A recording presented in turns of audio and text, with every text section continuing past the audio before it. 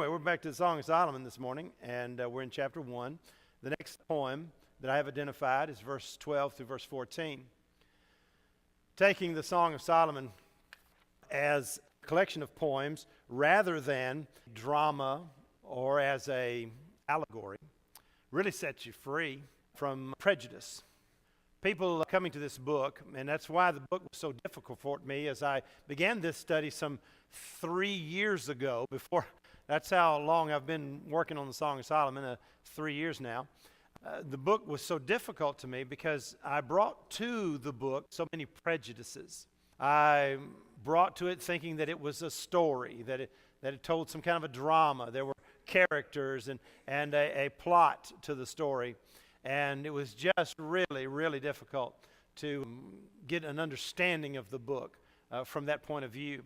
I had been taught most of my life that it was an allegory about Christ and the church. So I had to bring that to this message as well, that possibility that it is an allegory to that study. It was a great relief to me when I finally began to stop battling with these prejudices that I brought to the interpretation of the book and just set those aside and just read the book. Try to do that. Try to set all your prejudice aside. Don't make up your mind before you read the book what it's about. Just begin to read it and just go through it.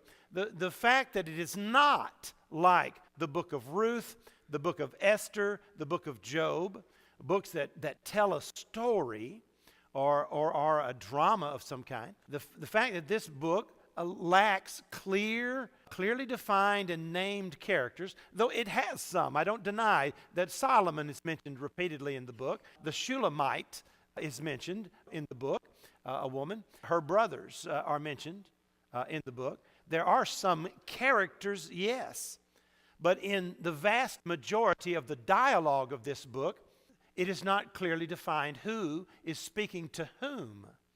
And so since all we have is the beginning opening line is the Song of Songs, which is Solomon's, we have very little to go on.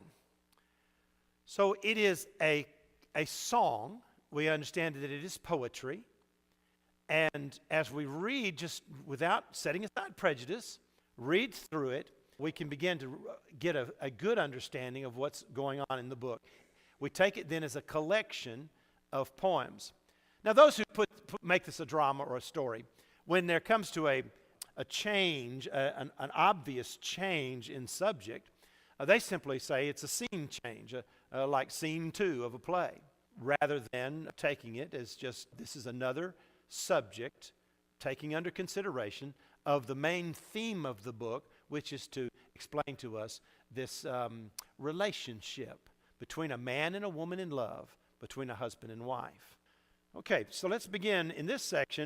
You're going to notice in these 3 verses that this is really all about smell. The things mentioned in this really smell real good. And so the use of all of our senses will come into play in the relationship of love between a man and a woman, between a husband and a wife, including the sense of smell. Now let's read our text. This is verse 12 through verse 14. While the king sitteth at his table, my spikenard sendeth forth the smell thereof. A bundle of myrrh is my well-beloved unto me. He shall lie all night betwixt my breasts. My beloved is unto me as a cluster of camphor in the vineyards of Engedi. Okay. I want to be honest with you, this was a struggle for me. What in the world is going on here? What does this teach us about the relationship between a man and a woman, husband and wife, 2 people in love? What is this about? And so it was somewhat of a struggle, but I want to give you some technical things about the text, and then let's see what lessons we do learn here. First, the word while. It's an indication of ongoing action. The king, she says, this is while the king is at his table, as it says in the King James Bible. She is in his presence. This woman is in the presence of the king. So this is happening at the moment as she makes this statement of this verse. The king here is who? Who is the king? Anybody want to take a guess? Solomon. That sounds like a pretty good guess to me, wouldn't you say? The king. The word here is Melech. It's no mystery to the word here. That's the word for king. So you can't argue that it's anything other than king. Some have put forth the idea that king here, as in the earlier reference in this chapter to king, the king has brought me into his chambers, over there earlier in the chapter, that it's a reference to the man being the head of his household. That it's not talking about a king over a country, but the king of the household. That she is acknowledging he as being the head of the household. And so it's not a specific king, but rather the king, as in it is her husband and the head of the household that she speaks of here. And that is a distinct possibility. But it sure would be hard to argue, wouldn't it? I wouldn't have to stand in a debate with someone over this because, I mean, it is the Song of Songs, which is Solomon's, and this is Melech, the word for king. And so it would seem most likely to me that this is Solomon that it's talking about. This king here is Solomon. But whether it's Solomon or not, it is not important for us to know. We don't have to just be dogmatic about, hey, this is Solomon and it can't be any other possibility. Otherwise, the purpose of the scripture, the meaning of it, would evade us if we assign to this king the wrong personage. I say it doesn't matter whether it's Solomon or the man who's the head of his household. It doesn't matter. This woman is in love with the king. And the lesson is more about that than about, it's not impacted by who the king is. But while the king is sitting at his table, now here's also a translation that is of some matter of debate. Some have said that this should be rather that instead of sitting at a table, he's reclining on a couch. Some of your translations may actually refer to that. I think Young's literal translation says he took it literally to the king is in his circle. Because the root word of this word for table here is the verb to go around. So whatever this piece of furniture is, it's round. It can be a table, yes, or it can be a couch. In post-biblical times, I mean, this is after the Bible was written, the Hebrew language, this word was used of a couch that was where guests would recline at a banquet or a feast. This is non-biblical language, it's post-biblical. So there's the possibility that it's talking about while he's reclining on his couch, but it very well could be that he's sitting at a table, that he's at a table, a feasting table. If you want a matter of opinion, and there's an awful lot of opinion to go around, I tend to take it to be the table in this particular case. This can be an intimate setting where it's just the two of them in the room, but I more think that it is the king sitting at his table where there's a banquet going on, and there are other people in the room besides the woman that loves him, and he loves her. That there are others in the rooms, other distractions in the room. He is not giving her his undivided attention. That seems to be the hint in the scripture to me. While the king is at his table, it says, "My spikenard sendeth forth the smell thereof." Now, spikenard is actually a good word to translate this Hebrew word. Spikenard is an old English word. Might have been used by Shakespeare way back when, but we don't use the word spikenard in our language today. Have any of y'all said the word spikenard this week? I would seriously doubt it. Spikenard is a very costly perfume that is oil-based, an oil-based, costly, very expensive, sweet-smelling perfume. That's what spikenard is. And that's the sense of this word, that is an oil-based, very sweet-smelling perfume. She is wearing perfume. And here's what I take from this verse. I take that this is, the king is sitting at his table. There's a banquet perhaps going on. There are many others in the room. And, you know, she really would like his attention. That's really what's on her mind.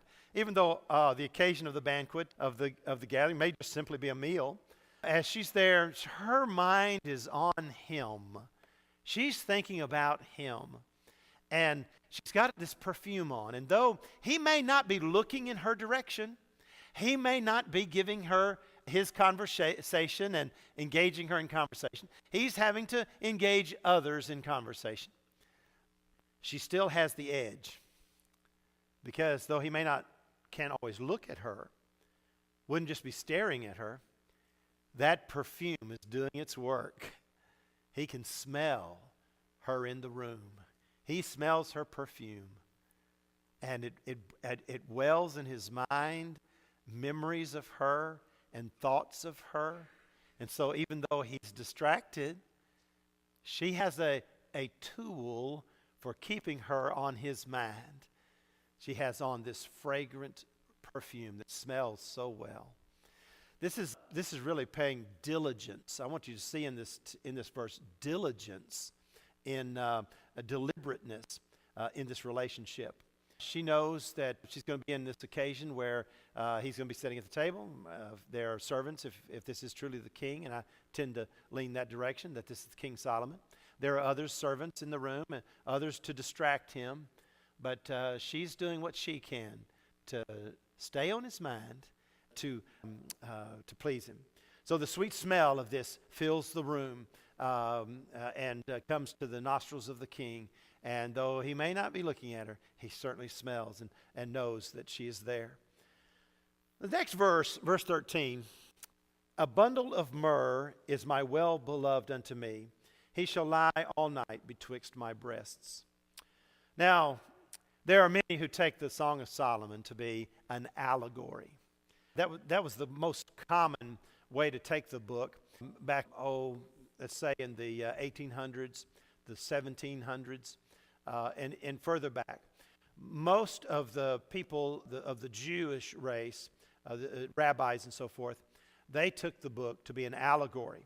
As a matter of fact, in the Hebrew Bible, the Tanakh, they don't. If you take the English Tanakh, which is the Old Testament translated by the rabbis into English, if you read their book on the Song of Solomon, they don't even translate the book. They write the book as a story, an allegory of God as a relationship with Israel.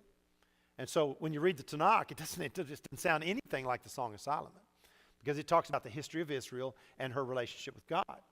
Now, many people come to the book with that kind of prejudice. They'll take this verse. This verse is a perfect example of why it is so dangerous to take this as an allegory.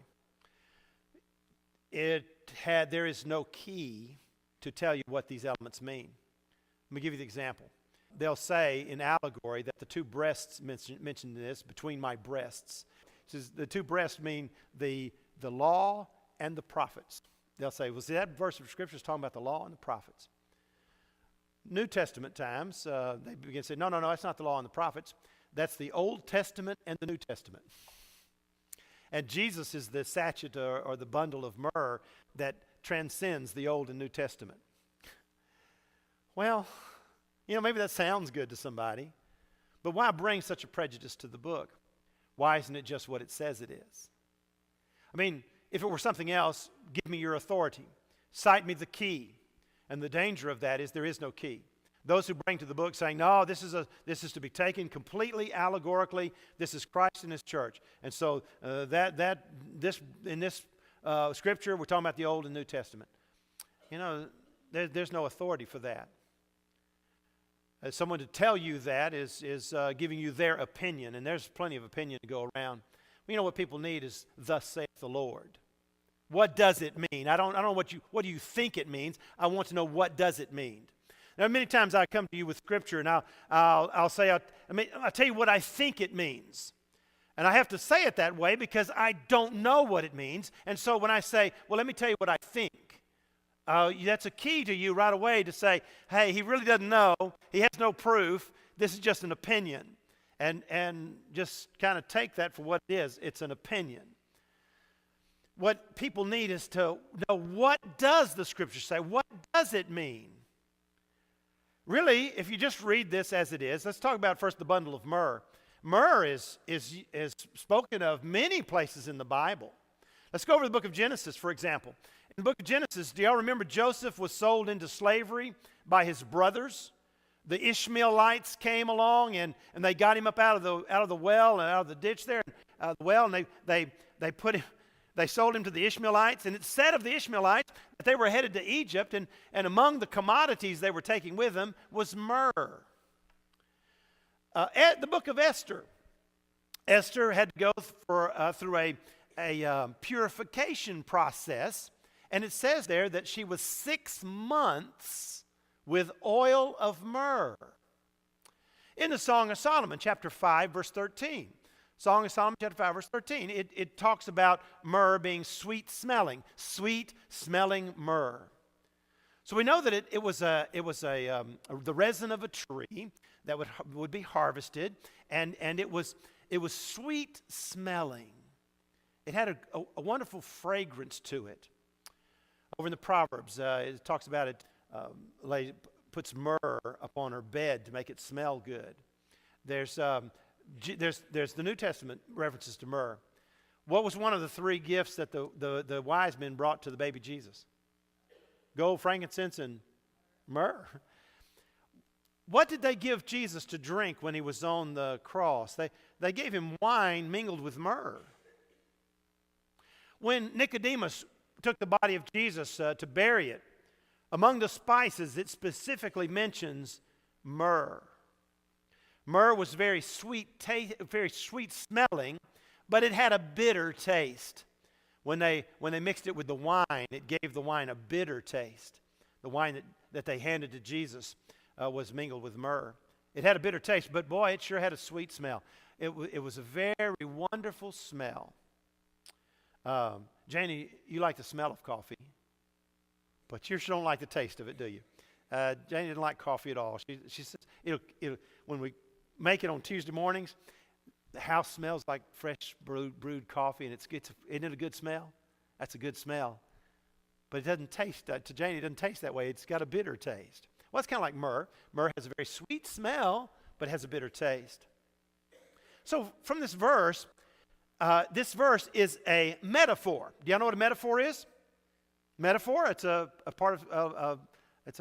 term that means, I'll give you the example here is, a bundle of myrrh is my well-beloved. He is a bundle of myrrh. Now, obviously, that's not literal. He's not a bundle of myrrh, not literally. It's a metaphor. She said he is a bundle of myrrh. And I want to make sure you understand the translation of this verse carefully. In the King James, it says, a bundle of myrrh is my well-beloved unto me. He shall lie all night betwixt my breasts. Now the he here, one might think the antecedent of he would be the king. The king shall lie all night betwixt my breasts. But that's not the sense of the translation. That's not the way it's to be taken. The antecedent of he is the bundle of myrrh. That little sachet, that pouch of myrrh that would be on a string hung about her neck is that which abides between her breasts. This is talking about that bundle of myrrh. It is a metaphor. She's saying, let me reword it this way. It'd be more accurately taken this way. My well-beloved is unto me a bundle of myrrh which lies all night between my breasts. That's how it's to be taken. It's not that the king is lying between her breasts all night. This is the bundle of myrrh that this applies to. Okay, very, very important you understand that. All right, so we've got the bundle of myrrh. It is sweet smelling. And here's the idea of it between the breasts. It is close to her heart. Do you hear me? It is close to her heart. That's what's going on here. He is a bundle of myrrh to me. I suspect he smells really good, but he's also very close to her heart. And he's like that bundle of myrrh. He's close to her heart all night long. He's always close to her heart. She thinks of little else but him. Little else but him. Oh, people, when we apply this to marriage, it's a wonderful picture. You ought to, from your heart, love your spouse. From your heart. It ought to be dear to your heart. There's sometimes when I'm away from Janie and I I was out walking one time, and I'd walked a mile or so away from the house, and Janie decided she'd join me, and she left the house and came in my direction. She knew which way I'd walked. And I was walking back towards the house, and at a long distance, I saw her. My heart kind of leaped inside me. My heart kind of just leaps inside me. I thought, well, there's the love of my life. There's my beautiful wife. You ought to have a heart for your spouse. That'll be close to your heart. Have a love for them. Now, how we apply this relationship, remember, this is a Song of Songs. That relationship between a man and a woman in love, between a husband and wife, that is the supreme relationship. There's no stronger or greater relationship. That same level is achieved by Christ and His church, by Christ and His redeemed. How does that apply to our relationship with Jesus Christ? He ought to be always in our heart, dear to us. Ought to be thinking about Him all the time. Like a sweet smell, He is to us. We enjoy our time with the Lord, our time in worship of Him, our time in study of His Word, our time in prayer as we talk to Him. Ought to desire and have that closeness to the Lord. The last verse is a simile, where we had a metaphor in 13, my well-beloved is a bundle of myrrh unto me. Here we have a metaphor, a simile in verse 14. A simile, you would use the word as or like. Look at verse, it's the lesser, not as strong comparison. Verse 14 says, my beloved is unto me as a cluster of camphor in the vineyards of Engedi. All right, the cluster of camphor, henna blossoms. This is a flower that grows in the region of Engedi. Engedi is sometimes pronounced. This is an oasis just north of Masada, though Masada was not a fortress at the time of Solomon. It's one we would be familiar with. It's quite a tourist attraction in Israel even today. But north of there's among that desertous place, there is an oasis called Engedi or Engedi. Now, it's like a paradise. There's greenery there and water, fresh water there. It's wonderful. It's spoken of other places in the Scripture.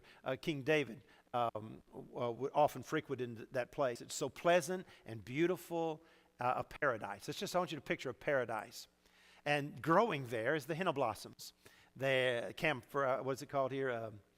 Camphor in our verse. I want you to picture a bouquet of really beautiful flowers that smell really, really good. A bouquet of flowers like henna blossoms. Now she uses the term like here. It's a simile. In the verse preceding, it was a metaphor very strongly. He is a bundle of myrrh that lies on up between my breasts. He is that. Very close to my heart. Very pleasant. Sweet smelling. She was adamant about that. Very, very strong language is the metaphor. The lesser language is the simile. Well, he's like a bouquet of flowers. We got any big, tough teenagers here? Dakota? Dakota, would you like to be called a bouquet of flowers? Would that... Wouldn't be your favorite thing for somebody to call you, right? I mean, if somebody at school was to say, hey, bouquet of flowers, how you doing? Flower child. You know, the flower is just not it's not a manly thing. It doesn't sound like a manly thing, does it? Young people would tend to take offense at that. It doesn't sound very complimentary. But it is very complimentary. Not in every way is he like a bouquet of flowers. But what two things, ladies, what two things do you like about flowers? The two main things.